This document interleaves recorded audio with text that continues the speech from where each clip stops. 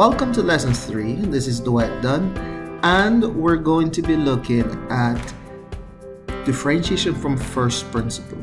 So what we're going to address in today's class, or in lesson 3 I would say, is how to differentiate rational functions and radical functions using differentiation from first principle.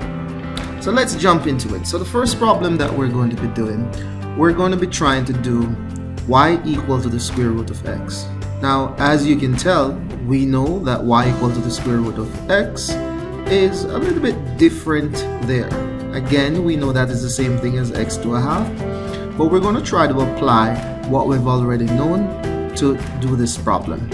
So again, let me just write the definition. We have f of prime x is equal to the limit as h approaching 0 of f of x plus h minus f of x divided by h.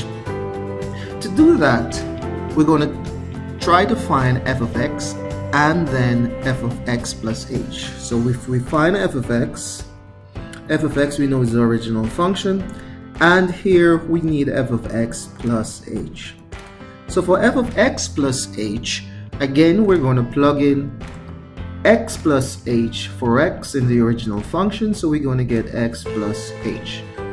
So f of x plus h is going to be the square root of x plus h. Now, the definition, we have f of prime of x going to be equal to the limit as h tends to 0 of f of x plus h, which is in this case going to be my square root of x plus h, minus my f of x, which is going to be the square root of x, all divided by my h. Now this is a very unusual function. If you recognize, we have the square root of x plus h minus the square root of x. So to get rid of that, what I'm going to use is the difference of two squares, because the difference of two squares will allow me to square the square roots. As a result, that will get rid of the square root. So let's do a quick recall. We know that a plus b times a minus b going to be equal to a squared minus b squared. So as a result, if I recognize that my a minus b is what is given in this problem, which is my a minus b, I realize then I can actually multiply a plus b by the top and the bottom. And once I multiply by the top and the bottom by what my a plus b is, which is the same expression in this case, except I'm going to have an addition instead of a subtraction, multiply the top and the bottom by that, so that will get rid of the square root. Now please note, if you multiply the top and the bottom by the a plus b, technically we're multiplying the expression by 1. So if I do let me just write it in another line. I'm going to have the limit as h tends to 0 of the square root of x plus h minus the square root of x over h times the square root of x plus h plus the square root of x, all divided by the square root of x plus h plus the square root of x. Now, when I do that, notice then my top here going to become, let me just write this in another line, my top then going to become, let me write back my limit, as h tends to 0, I'm going to have here, this going to be x plus h minus x. Because if I recognize I'm going to be squaring x plus h, that's going to give me x plus h. And I'm going to be squaring the square root of x, which is going to be the difference minus x right there. Now, once I have that, my bottom then becomes h square root of x plus h plus the square root of x. So that is my bottom. Now, by mere simplification, this becomes that goes, and as a result, I'm going to have h alone in the top, and I have h times what is in the bottom. So if I kind of create some space right here, doing some magic right here, we're simply going to have the limit as h tends to 0 of h. Now this h obviously going to reduce that h, so I'm going to have 1 divided by the square root of x plus h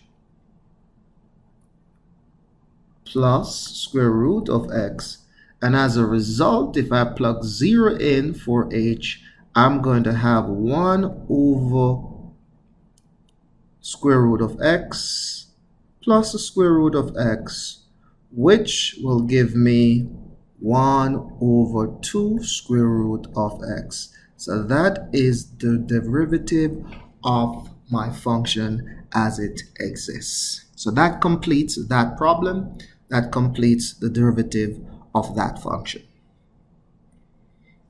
Second example, which is going to be a rational function here that we're going to be working with. Again, let me just recall, we have f of prime x is equal to the limit as h tends to 0 of f of x plus h minus f of x divided by h. Now, with that being our case now, if we understand what that is, we're going to have f of x being my original function, which is going to be 1 over x plus 2. And then I need f of x plus h. So f of x plus h is going to be 1 over, plug in that's going to be x plus h plus 2. So that now becomes my function. Now to apply this to the formula, this is going to be f of prime of x equal to the limit as h tends to 0. Now at the top, I'm going to have 1 over x plus h plus 2 minus my f of x, which is going to be 1 over x plus 2, all divided by h. Now, by mere observation there, I'm going to simplify the top. And after I simplify the top, I'm going to divide by the h. So what I'm going to do is open a little window here to simplify the top. So to simplify the top, that's a fraction. So that's going to be 1 over x plus h plus 2 minus 1 over x plus 2.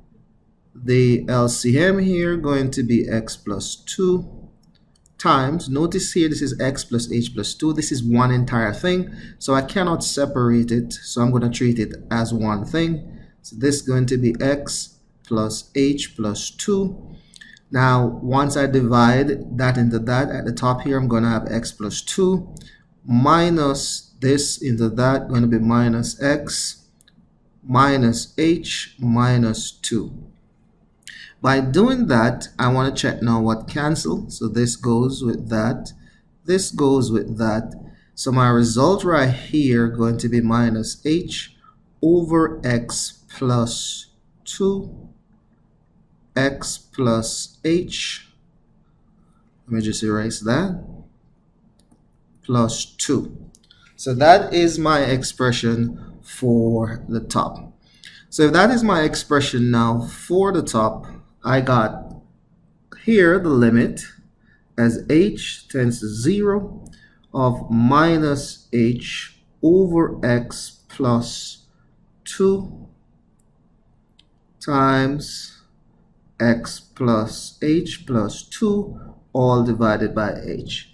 Now with this, if I keep change flip, if I'm dividing by h, it makes sense to put 1 over h right here. This h reduces that h. Now I got the limit as h tends to 0. Here I'm going to have minus 1 divided by this expression right here, which is x plus 2, x plus h plus 2. This is going to be equal, if I take the limit, put in h to be 0, I'm going to get minus 1 over x plus 2 times x plus 2, and as a result this is minus 1 over x plus 2 all squared. So that completes the derivative of this function. Pretty easy if you understand what is going on in terms of the simplification, but that is simply how we differentiate something looking like that. All right, so let's keep it going. We have one more example here we want to do, and that will complete this section looking at rational functions and rational and radical functions. All right, this is the last example we're going to be looking at. Now, we need to write the definition of the limit, which we know is f of x plus h minus f of x divided by h. Now, we need to do a quick recall. We need to remember the sum and difference of cubes as a quick recall. So we're going to have a cube minus b cubed. I just want to do a quick recall right there. That's going to be a minus b times a squared plus, not 2ab, just ab plus b squared. We need to kind of remember that to be able to do this problem. All right, now to be able to do this problem, let's jump into it. We need a few things. We need f of x. F of x we know is the cube root of x. And then we need f of x plus h, which we're going to know is going to be the cube root of x plus h. Now that being the cube root of x plus h, we need to now write the formula. The formula is f of prime x, which is equal to the limit as h tends to 0 of the cube root of x plus h minus the cube root of x divided by h. Now, by mere observation, this is being subtracting. Here, we recognize that this piece is going to be what is given right here. So let me use a different color to differentiate. So this right here going to be the same thing as this piece. If we recognize that, all I simply need to do now is multiply by this portion. If I multiply that by that portion, I need to recognize what A is and what B is.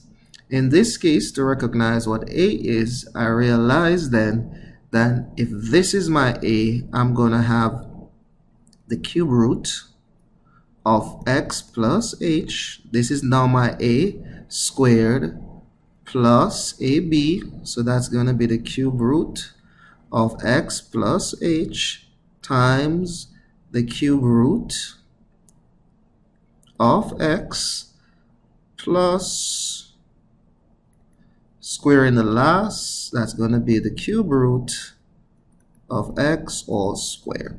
Now if I do that by the top, I'm also going to have to do it by the bottom, because technically I'm multiplying by 1 to get rid of the cube root. So this is going to be the cube root of x plus h squared plus the cube root of x plus h times the cube root of x plus the cube root of x all squared. All right, now doing that, the expression simplifies very easily. The top becomes the limit as h tends to 0. Now, because I'm going to the opposite, I'm going to be cubing these. When I cube these, I'm going to get x plus h. So let me use a different color to kind of differentiate. Let me use green. I'm going to get x plus h minus x. So if I get x plus h minus x, my life becomes kind of a little bit easier. I'm going to have h times the cube root of x plus h all squared. Let me just put the all squared right there to make sure you realize I'm squaring everything right there, plus the cube root of x plus h times the cube root of x plus the cube root of x all squared. Now life becomes easy because the top, I know that this drops out, that drops out, and I'm going to have 1 at the top. So the top will be 1 if I cancel out right there, taking the limit as h tends to 0. My top now becomes 1. Let me use now back a brighter color. Becomes 1 divided by the cube root of x plus h all squared plus the cube root of x plus h times the cube root of x plus the cube root of x plus x all squared. Now, having that now being the case, taking the limit, my result going to be 1. Now, I have to be careful now. If I take the limit right here, I realize that this here just going to be equal to the cube root of x all squared. Put 0 in right here, and I'm multiplying this. I'm going to get the same thing again. So this is going to be the cube root of x all squared. And then the last one going to be the same thing. It's going to be plus the cube root of x all squared. So I have 3 of those because I recognize then that it's going to be just this piece going to just be the cube root of x since the h is 0, and then I multiply those. I'm squaring it and I'm squaring it, so it's 3 of them being squared. So this will give me 1 divided by 3 cube root of x all squared. Now if I want to be technical, I could